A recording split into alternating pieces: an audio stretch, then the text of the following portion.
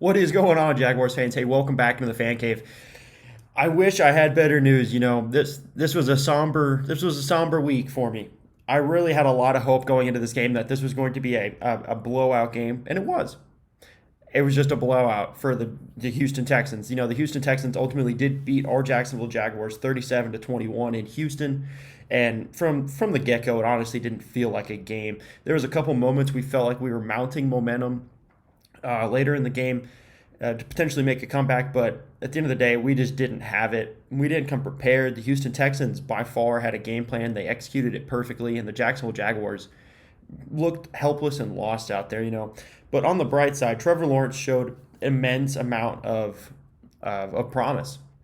330 yards, 3 touchdowns. Unfortunately, 3 interceptions.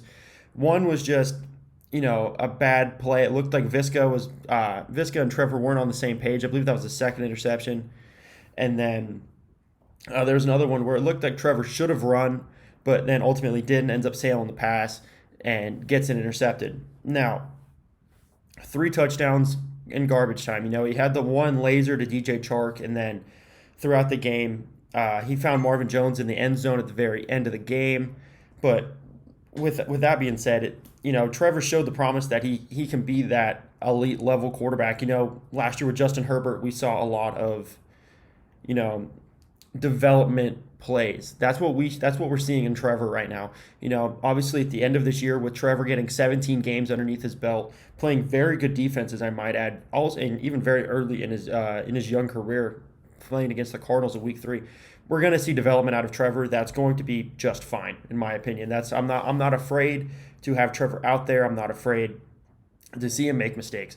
But at the end of the day, as long as the rest of the team can step their game up through whenever this rookie quarterback does make his mistakes, that we survive and we maintain an advantage in a game and the ability to possibly win the game. Now, it's going to be hard to have the rest of the team step up when you have 14 carries, when you have 14 rushing attempts in the entire game.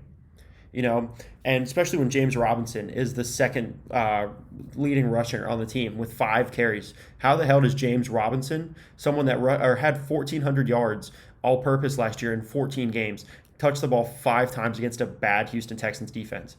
That this game made the Houston Texans look like we were playing the Green Bay Packers, the Kansas City Chiefs. They're not.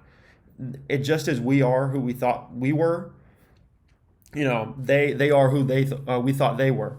They're not a good team, and unfortunately, we just played that badly that we made them look like they were that good of a team. So Carlos Hyde and James Robinson. James Robinson needs to be the leading rusher. He needs to be getting 15 to 18 touches a game. That needs to be blanket. In no way, shape, or form should Trevor Lawrence be taking 51 of the 65 snaps on offense that were taken in passing the ball. And no. In no realm should a 1,000-yard rusher be getting 5 touches a game. He averaged 5 yards. So he went 5 for 25 on his 5. Expand that out to a 15-yard rush game, and you're looking at a 100-yard rusher almost. 75 yards, which ultimately will accumulate to another 1,000-yard season. So give James Robinson the damn ball. Speaking of, targets and touches, DJ Chark was targeted 12 times in this game. He had, I believe, 3 catches. 3 catches. A couple were drops. DJ Chark dropped the ball. They were good passes. This entire team dropped the ball, literally and figuratively. They couldn't catch, and there were several times when, especially late in the game, when you could have had a momentum-building drive to potentially come back against this team. They just dropped the ball. He did have the good deep play where he was able to get open for Trevor's second touchdown. But at the end of the day, if you don't catch the ball, why the hell are you on the field? That's pee-wee stuff, catching the ball. That's college stuff. That shouldn't be NFL problems. You're an NFL wide receiver, especially when you're open. You should not be having trouble catching the football. James Robinson, I'll give him the excuse he's a running back. DJ Chark, you're not a running back. You are a Pro Bowl wide receiver that is looking to get paid at the end of this year. This is your contract year, and your first thing you're going to put on film is you dropping passes. Well thrown balls as well. So DJ Chark, you have to get those things figured out. Because without fixing your little drop issue that you have right now, you're not going to get paid. You're going to be getting DD Westbrook money. You're going to be out there floating around for the longest time, hoping and thinking that you deserve more than you do. Because if we were basing what you should get paid off of this week, you're not getting paid anywhere close to what you think you're getting paid. You're going to get $7-8 million if you're lucky. So, with that out of the way, the offensive line played well in my opinion. Trevor got sacked one time on 51 dropbacks. Now, the front seven for the Texans isn't the best. They did have a lot of rollouts as well for Trevor in the beginning of the game, so that definitely showed that he has that ability to roll out. There was a good deep pass to Marvin Jones in the first, I believe it was in the first quarter, and it showed that Trevor Lawrence can move around in that pocket to help out that offensive line. That's not something we've seen in Jacksonville. So the offensive line played well, in my opinion. This was something I was wanting to see. They did have a running back room that averaged 5 yards a carry. They really did show well, in my opinion. Ultimately, they did abandon the run, put it all on Trevor to win the game. But I believe if you let this offensive line develop in the game, go throughout the game, and really start to impose their will on the defensive front seven, I think you're going to have a good offensive attack. Now, how much do they put into the offensive line to allow them to continue to let that run game develop? Because now they've shown what they can do and what Trevor's going to do behind that line when things get hairy for him. So how do defensive coordinators plan for that? That's up in the air. We got a good matchup coming up this week against the Denver Broncos with Von Miller and potentially Bradley Chubb as well. He was out week 1 against the Giants, so if he plays in week 2, that's going to be a massive test for this offensive line, especially for Cam Robinson and Jawan Taylor. How do they play against two of the best pass rushers in the league right now, even though one of them is aging in Von Miller? So that's going to be a huge question mark for this offensive line. But with that being said, let's go right into the defense. Josh Allen, he looked like he was going to have a 2019 year when he made the Pro Bowl. He started off the first quarter with a sack. He was getting after the quarterback. He had a lot of pressure. And then he kind of just fell off. Caleb Von Chase he was able to get some pressure. Now, the one big play that Tyrod Taylor made, I believe it was at the end of the first half, he showed that he can get after the quarterback. Even though, he ultimately wasn't really blocked on the play, he was able to quickly get to Tyrod Taylor, harass him. Ultimately, Tyrod made his little shifty moves, gets away from Caleb Vaughn, who was coming for the kill shot. Caleb Vaughn was flying 1,000 miles an hour ready to take off Tyrod Taylor's head. Ultimately, Tyrod gets away, makes the huge deep pass to Brandon Cooks. But another defensive lineman that a lot of people didn't want to see on this team, he made the stat chart this week.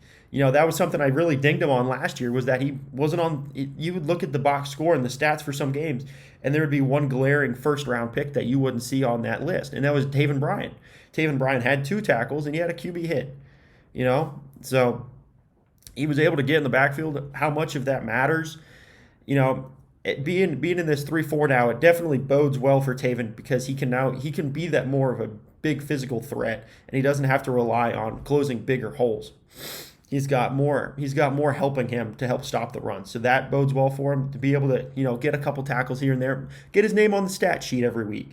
Hey, baby steps with Taven Bryan at this point. It's sad that we're having to take baby steps with a first-round pick, but baby steps. He made the stat sheet. He got a quarterback hit. Maybe we'll get 2 quarterback hits maybe by the bye week. Maybe we'll get a sack. Progression with Taven Bryan. I'm excited to see what the defensive coaching room can do with Taven Bryan to really get him in positions where he can be useful. Because prior to this regime, he hasn't been useful. And this first game of a real game, he has 2 tackles and a quarterback hit. So I'm hopeful. I'm confident in Taven Bryan's ability to develop under an Urban Meyer scheme. Hey, if he does, he does. But as a whole, this run defense struggled. Thankfully, Tyrod Taylor really didn't get out of the pocket a whole lot. He had a couple where he would scramble for 8-5 yards, small little things. But the real big killer was Mark Ingram. Mark Ingram was someone I thought was washed coming out of Baltimore. I thought his best days were behind him. Clearly, I was wrong, because he went for 26 for 85 and a touchdown. So Mark Ingram apparently is still revived has revived his career in Houston. I don't know. Once again, the Jaguars are a bad litmus test to find out what the Houston Texans are. just as the Texans are the bad litmus test to see what the Jaguars are. Now, can Mark Ingram be a useful running back for the Texans? I absolutely think he can be, and that big test is going to come later in the year whenever we play the Texans back in Jacksonville in the bank. Now, speaking of being exposed, just like this run defense was exposed, the secondary struggled. Tyson Campbell is a liability in deep coverage. Once again, this was something that he showed in the preseason that he was going to be a liability for, and once again, he showed it to be a liability. Rayshon Jenkins is someone that's really looking like a bad free agent right now. He didn't show out a whole lot going in throughout the preseason, going up against the 2s and the 3s, a little bit of 1s, not a whole lot. And he struggled then, and he's struggling against Houston. Brandon Cooks ate this team alive. They did. Shaq Griffin struggled with him. Tyson Campbell, I believe, covered him a couple times. I saw him struggling. And then Rayshon Jenkins was also struggling. This whole secondary struggled. Now, Andrew Wingard, get him the hell off the team get him off the field on defense. Play Andre Sisco. I don't get why we have Andrew Wingard out there when we know what he is. He's nothing special. He's a bad safety. Let Andre Sisco back there and at least let him develop. If you're going to have someone bad out there, let it be the rookie. We know what we have in Wingard. We don't know what we have in Sisco. But what we saw in Sisco in the preseason was very, very promising. Why are we not allowing Andre Sisco to get that playing time and develop? And who knows? He was known to be a ball-hawking safety in Syracuse. What does one interception do to that ball game? Completely changes the tide, in my opinion. It takes off takes the top back of the field away from them. Because if they know Andre Sisco is back there roaming around and already has one interception, maybe another deep play to Brandon Cooks doesn't happen. Because good Lord, did that man cook us. He ate us alive. He roasted us and toasted us in olive oil and some garlic for $350 in the oven for 15 minutes and ate us for dinner. He had a wonderful, nice little dinner back there in the back of the field, catching huge long bombs from Tyrod Taylor. That was my big thing. If we can stop Brandon Cooks, we really slow this offense down. We didn't, because the secondary is not very good right now. So maybe it's just the week 1 overreactions. I don't know. The team played poorly.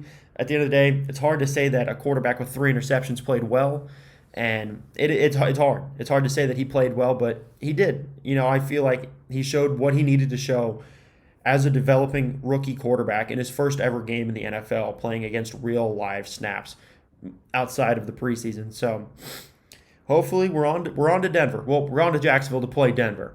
That's going to be a huge matchup. Expect a video coming out shortly about that breakdown against the Denver Broncos. For Trevor's home opener, that's going to be a huge game. I'm expecting to see the bank rocking. Unfortunately, I won't be able to be there, but I'm expecting all Duval natives to be loud and proud wherever you are. I'm going to be loud over here in Korea. I'm expecting y'all to be loud in Jacksonville, wherever you are across the world, because we have a franchise quarterback in Jacksonville. Let's give him a hell of a welcome for his home opener in the bank. Let's do it loud and proud. Now, let's talk about the rest of the AFC South, because we got a weird divisional breakdown going on right now. The Houston Texans are leading this division right now. They're the only team that won in week 1 in this NFL season. The Tennessee Titans were creamed by the Arizona Cardinals, which really makes me nervous playing them in week 3. Because that's going to be a massive nightmare if we cannot get Chandler Jones under control. And because they whooped the Tennessee Titans 38-13, even Taylor Lewan come out and say, I got my ass kicked. I got whooped. I got beat. It's really going to make me become a better left tackle. Chandler Jones is one of the best pass rushers in the league. And I think Taylor Lewan is probably a top 10, top 12 tackle in the league.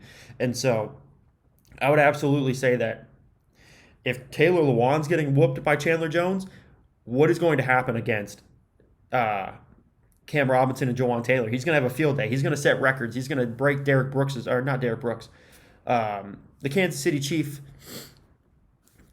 single sack game record. I believe it's 6. He's going to blow through that. He's going to have 10-12 if he plays that same way that he did against Jawan Taylor and Cam Robinson. He's going to be a bad day. And also the Indianapolis Colts lose to Seattle 28-16. Tyler Lockett was having a field day out there. I believe he had 2 first half touchdowns. Really just set the tone for the game. The Indianapolis Colts could never come back. Carson Wentz, I believe, had a decent game. Didn't do a whole lot, but hey, that's going to be another tough matchup. Those are 2 very good teams. I believe both of them were at least vying for playoff spots last year. Obviously, you get Carson Wentz, take out Phillip Rivers, but still. So that's going to be we play all 4 of those teams this season. That's going to be a huge scary for me, but Houston Texans are leading the division. They're the only 1-0 team in the division. We're on to the bank to play Denver. Hey, we can only go up from here. So with that being said, stay safe and go Jaguars.